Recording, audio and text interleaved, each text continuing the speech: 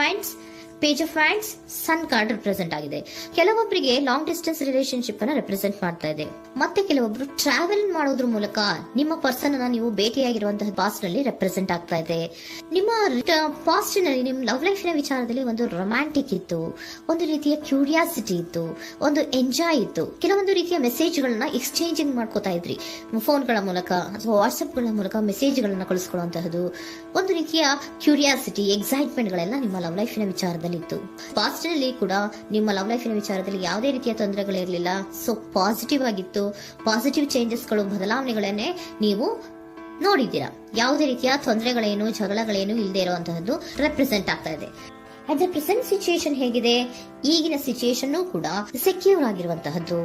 ನಿಮ್ಮ ಲವ್ ಲೈಫಿನ ವಿಚಾರದಲ್ಲಿ at present ಅಲ್ಲೂ ಕೂಡ, ಈ ಹಿಂದೆನೂ ಕೂಡ ನಿಮಗೆ ಚೆನ್ನಾಗೇ ಇತ್ತು, ಈಗಲೂ ಕೂಡ ಪ್ರೆಸೆಂಟ್ ಅಲ್ಲಿ ನಿಮಗೆ ಕಿಂಗ್ ಆಫ್ ಪ್ಯಾಂಟಿಕಲ್ ರೆಪ್ರೆಸೆಂಟ್ ಆಗ್ತಾ ಇರೋದ್ರಿಂದ ನಿಮಗೆ ಲವ್ ಲೈಫ್ ನ ವಿಚಾರದಲ್ಲಿ ಚೆನ್ನಾಗೇ ಇದೆ. ಸೊ ಒಂದು ಭದ್ರತೆ ಇದೆ.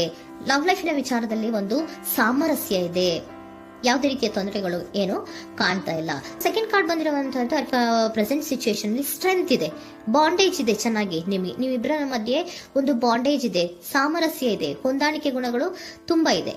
ಆದ್ರೂ ಕೂಡ ಅಟ್ ಪ್ರೆಸೆಂಟ್ ಅಲ್ಲಿ ಕೆಲವೊಂದು ವಿಚಾರಗಳ ಬಗ್ಗೆ ಅನುಮಾನವನ್ನ ಪಡ್ತಾ ಇರುವಂತಹದ್ದು ರೆಪ್ರೆಸೆಂಟ್ ಆಗ್ತಾ ಇದೆ. ಅಟ್ ಪ್ರೆಸೆಂಟ್ ಅಲ್ಲಿ ನೀವು ಕೆಲವೊಂದು ವಿಚಾರಗಳ ಬಗ್ಗೆ ನಿಮ್ಮ ಮೇಲೆ ನೀವು ಕೆಲವೊಂದು ಡೌಟ್ ಅನ್ನ ಪಡ್ತಾ ಇರುವಂತಹದ್ದು ರೆಪ್ರೆಸೆಂಟ್ ಆಗ್ತಾ ಇದೆ. ನಿಮ್ ಲವ್ ಲೈಫಿನಲ್ಲಿ ಕೆಲವೊಂದು ರೀತಿಯ ಭದ್ರತೆಗಳಿದೆ. ಸೊ ಯಾವುದೇ ರೀತಿಯ ತೊಂದರೆಗಳೇನೂ ಇಲ್ಲ, ಒಂದು ರೀತಿಯ ಗುಡ್ ಬಾಂಡೇಜ್ ಇದೆ. ಆದ್ರೂ ಕೂಡ ನಿಮ್ಮಲ್ಲಿ ಯಾಕೋ ಆತ್ಮವಿಶ್ವಾಸ ಇಲ್ಲ, ಆತ್ಮವಿಶ್ವಾಸದ ಕೊರತೆಗಳು ರೆಪ್ರೆಸೆಂಟ್ ಆಗ್ತಾ ಇದೆ. ಯಾವುದೋ ಕೆಲವೊಂದು ಅನುಮಾನಗಳು ನಿಮ್ಮಲ್ಲಿ ನಿಮ್ಮ ಲವ್ ಲೈಫಿನ ವಿಚಾರವಾಗಿ ಇರುವಂತಹದ್ದು ರೆಪ್ರೆಸೆಂಟ್ ಆಗ್ತಾ ಇದೆ.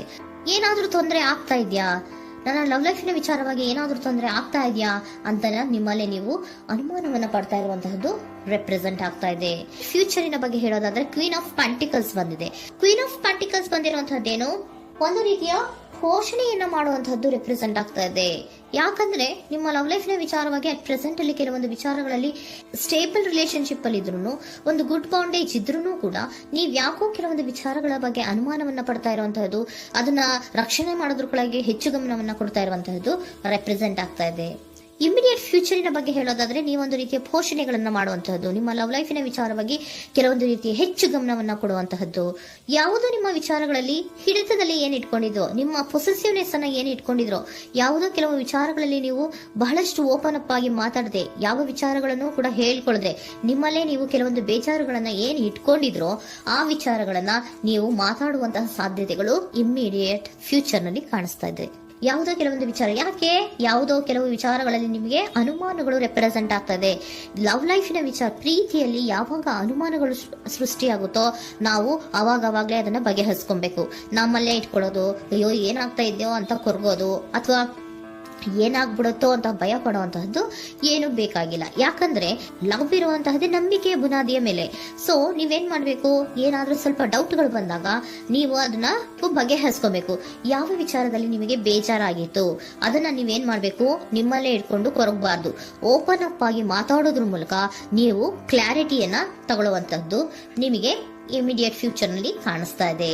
ಯಾವುದೇ ವಿಚಾರಗಳ ಬಗ್ಗೆ ನೀವು ನಿಮ್ಮ ಲವ್ ಅನ್ನ ಅಥವಾ ನಿಮ್ಮ ಪ್ರೀತಿಯನ್ನ ಭದ್ರವಾಗಿ ಉಳಿಸ್ಕೊಳ್ಳೋದಕ್ಕೋಸ್ಕರವಾಗಿ ನೀವು ನಿಮ್ಮಲ್ಲೇ ಇಟ್ಕೊಂಡಿದ್ದಂತಹ ಅಥವಾ ಕೆಲವು ಬೇಜಾರಿನ ವಿಷಯಗಳ ಬಗ್ಗೆ ನೀವು ಹೆಚ್ಚು ಮಾತಾಡಿ, ಓಪನ್ ಅಪ್ ಆಗಿ ಕೆಲವೊಂದು ವಿಚಾರಗಳ ಬಗ್ಗೆ ಮಾತಾಡುವಂತಹದ್ದು ಮತ್ತೆ ಅದನ್ನ ಕ್ಲಾರಿಟಿಗೆ ತಗೊಳ್ಳುವಂತಹದ್ದು ರೆಪ್ರೆಸೆಂಟ್ ಆಗ್ತಾ ಇದೆ. ನಿಮ್ಮಲ್ಲಿ ಬಾಟಮ್ ಆಫ್ ದ ಡಕ್ ಅಲ್ಲಿ ಬಂದಿರುವಂತಹದ್ದೇ ಅದು.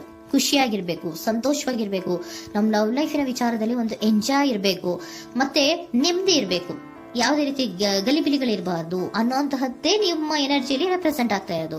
ಅದಕ್ಕೋಸ್ಕರನೇ ನೀವ್ ಏನೇನು ಕೆಲವೊಂದು ಸ್ವಲ್ಪ ಅನುಮಾನವನ್ನ ಪಡ್ತಾ ಇದ್ರಿ ಅಥವಾ ಕೆಲವೊಂದು ವಿಚಾರಗಳಲ್ಲಿ ನೀವು ಡಿಸ್ಟರ್ಬ್ ಆಗಿದ್ರಿ, ಓಪನ್ ಅಪ್ ಆಗದೆ ಹೇಳ್ದೆ ನಿಮ್ಮಲ್ಲೇ ನೀವು ಬೇಜಾರನ್ನ ಮಾಡ್ಕೊಂಡು ಏನು ಕೆಲವು ವಿಚಾರಗಳ ಬಗ್ಗೆ ಕೊರಗ್ತಾ ಇದ್ರಿ, ಅದನ್ನ ನೀವು ಓಪನ್ ಅಪ್ ಆಗಿ ಮಾತಾಡಿ ಅದರ ಬಗ್ಗೆ ತಿಳ್ಕೊಳ್ಳುವಂತಹದ್ದು, ಅದನ್ನ ಕ್ಲಾರಿಟಿಗೆ ತಗೊಳ್ಳುವಂತಹದ್ದು ನಿಮ್ಗೆ ರೆಪ್ರೆಸೆಂಟ್ ಆಗ್ತಾ ಇದೆ.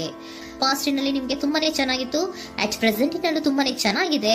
ಬಟ್ ಕೆಲವೊಂದು ವಿಚಾರಗಳ ಬಗ್ಗೆ ನೀವು ಸೆಲ್ಫ್ ಡೌಟ್ ಅನ್ನ ಪಡ್ತಾ ಇರುವಂತಹದ್ದು ರೆಪ್ರೆಸೆಂಟ್ ಆಗ್ತಾ ಇದೆ. ಏನಾಗ್ತಾ ಇದೆಯೋ ಅನ್ನೋದ್ರ ಬಗ್ಗೆ ನೀವು ಸ್ವಲ್ಪ ವಿಶ್ವಾಸವನ್ನ ಕಡಿಮೆ ಮಾಡ್ಕೊಳ್ತಾ ಇರುವಂತಹದ್ದು ರೆಪ್ರೆಸೆಂಟ್ ಆಗಿತ್ತು. ಬಟ್ ಆದ್ರೆ ಇನ್ನು ಇಮಿಡಿಯೇಟ್ ಫ್ಯೂಚರ್ ನಲ್ಲಿ ಏನಪ್ಪಾ ಅಂದ್ರೆ ನಿಮ್ಮ ಲವ್ ಲೈಫ್ ಅನ್ನ ನಾವು ಉಳಿಸ್ಕೊಬೇಕು, ನಾನು ಎಲ್ಲವನ್ನ ನಮ್ಮ ಕಂಟ್ರೋಲ್ ಅಲ್ಲೇ ಇಟ್ಕೊಂಡು ಅಥವಾ ಪೊಸೆಸಿವ್ನೆಸ್ ಅನ್ನ ಬೆಳೆಸ್ಕೊಂಡು ನಾನೇ ಬೇಜಾರು ಮಾಡ್ಕೊಂಡಿದ್ರೆ ಸರಿ ಇಲ್ಲ, ನಾನು ಓಪನ್ ಅಪ್ ಆಗಿ ಮಾತಾಡಿ ಕೆಲವೊಂದು ವಿಚಾರಗಳ ಬಗ್ಗೆ ನಾನು ಕ್ಲಾರಿಟಿಯನ್ನ ತಗೋಬೇಕು ಅಂತ ಆಲೋಚನೆಯನ್ನ ಮಾಡ್ತಾ ಇರುವಂತಹದ್ದು ರೆಪ್ರೆಸೆಂಟ್ ಆಗ್ತಾ ಇದೆ. ಓಕೆನಾ? ಒಂದು ಏಂಜಲ್ ಗೈಡೆನ್ಸ್ ನ ನಿಮ್ಮ ಲವ್ ರೀಡಿಂಗಿನ ವಿಚಾರವಾಗಿ ತಗೊಂಡ್ಬಿಡೋಣ ಅಲ್ವಾ. The situation will improve. ಸಿಚುಯೇಷನ್ಗಳು ಇಂಪ್ರೂವ್ ಆಗತ್ತೆ. ನೀವು ನಿಮ್ಮಲ್ಲೇ ಇಟ್ಕೊಂಡು ಹೊರಗಬೇಡಿ. ಯಾವುದೇ ವಿಚಾರಗಳನ್ನ ನಾವು ಓಪನ್ ಅಪ್ ಆಗ್ಬೇಕು. ನಾವೇ ಬೇಜಾರು ಮಾಡ್ಕೊಂಡ್ರೆ ಅವ್ರಿಗೆ ಏನ್ ಅರ್ಥ ಆಗುತ್ತೆ, ನಿಮ್ ಪರ್ಸನ್ ಏನ್ ಅರ್ಥ ಆಗುತ್ತೆ, ಏನಕ್ಕೆ ಬೇಜಾರು ಮಾಡ್ಕೊಂಡಿದ್ದೀರಾ ಅಂತ ಅವ್ರು ತಿಳ್ಕೊಬೇಕು ಅಲ್ವಾ. ನಿಮ್ಗೆ ಅವರಲ್ಲಿ ಏನೇ ರೀತಿ ಕ್ಲಾರಿಟಿ ಬೇಕು ಅಂದ್ರೂ ಕೂಡ ನೀವು ಮಾತಾಡಿ ಕ್ಲಿಯರ್ ಮಾಡ್ಕೊಳ್ಳಿ. ಅವಾಗ ಏನಾಗುತ್ತೆ, ದ ಸಿಚುಯೇಷನ್ ವಿಲ್ ಇಂಪ್ರೂವ್ ಆಗತ್ತೆ. ಇದಿಷ್ಟು ನಿಮ್ಮ ಮಂತಿನ ಲವ್ ರೀಡಿಂಗ್.